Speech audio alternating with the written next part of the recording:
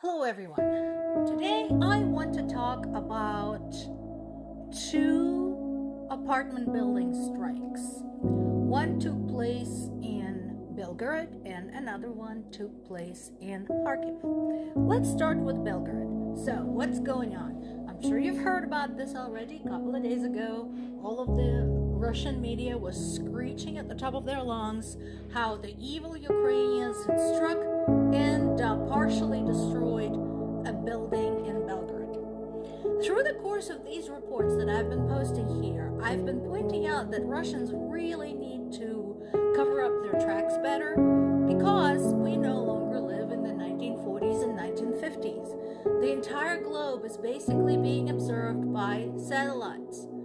In addition, there are network cameras, webcams, videos from smartphones posted by eyewitnesses, and so on and so forth. So there's so much there. This point, by the way, was made a fairly long time ago by the show Person of Interest. I don't think the Russians were paying attention. So, when we started looking at the footage of the explosion in Belgorod, here is what was found. This is the actual video with the timestamp. Watch it carefully, this is important.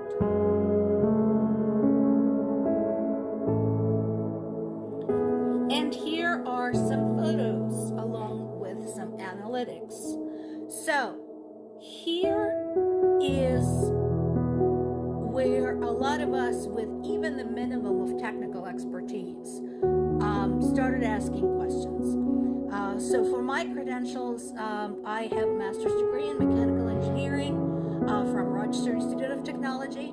And while I did not specialize in structural engineering, as part of our senior seminar, we did talk about destruction and demolition of various things, including buildings. And we talked about how it's done to minimize the damage to surrounding area and surrounding buildings. So the footage we just saw looked suspiciously like the demolition videos that I've watched quite a few of as part of my senior seminar. What it looked like to me that somebody put some explosives in the bottom corner of the building and then either fired a small projectile or flipped a switch, causing the explosion, and the building acted exactly how it's supposed to in a controlled demolition. So other people around the world started pointing out the same thing. There is no rocket in that video. There is no characteristic noise, there is no characteristic sight, there is no trails, nothing. So, big question there. Also, the photos that emerged showed that in one of the photos, if you look at the external side of that building, the windows were broken. On the internal side of the building, facing the courtyard, the windows were whole, which meant that if the building was fired at, it was fired at from the external side of the building. The problem with that is that the entrance to the building that's shown, in the collapsed part of the building is located in the northeast, and Ukraine is in the south.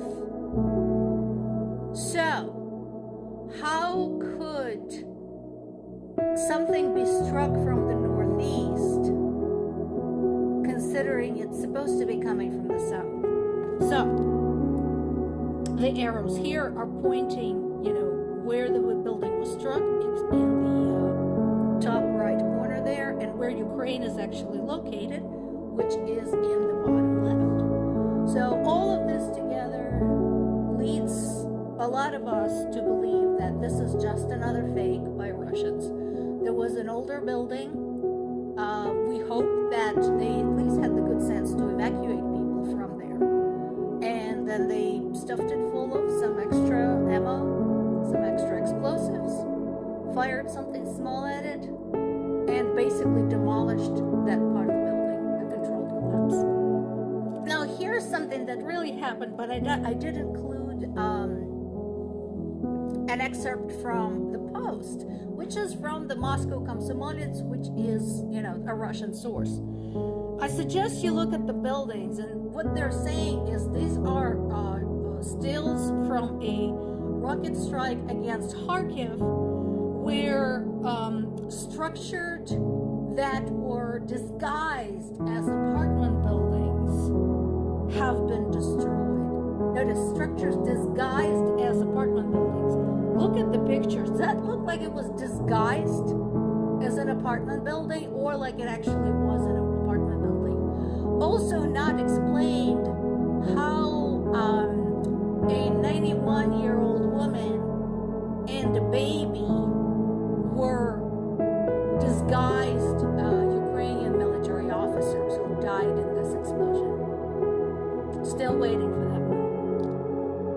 Another real explosions took place earlier in the week in Zaporizhia and in Ivano-Frankivsk. I just spoke to my parents. They talked about what's been destroyed. There's been some structures destroyed, a park, and basically like a big clubhouse for one of the factories in Zaporizhia. That's like a popular thing, in the U.S. they might have like a lodge or whatever. In Ukraine, factories built these big clubhouses where they would organize concerts and parties for their workers. So one of those has been destroyed. Apparently, it's very likely that Russians would report it too as a disguised military object of some sort. Of course, hopefully the war will end. Hopefully the war ends beneficially to Ukraine. But while it's possible to rebuild the buildings, to, restore the economy, it's impossible to bring back the people. A few days ago, I talked about the death of yet another Ukrainian athlete.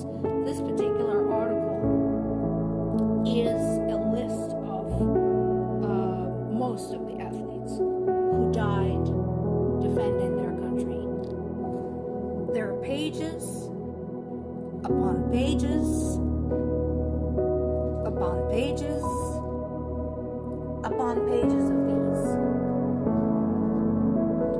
Men and women of every age group, every different type of sport, beginners, experienced athletes, coaches, some that already had some wins under their belt, some that were already just setting out in their careers, all lost forever. They cannot be rebuilt. They cannot be brought back. And this is real. Meanwhile, Russian athletes will be allowed to participate in the Olympics this summer.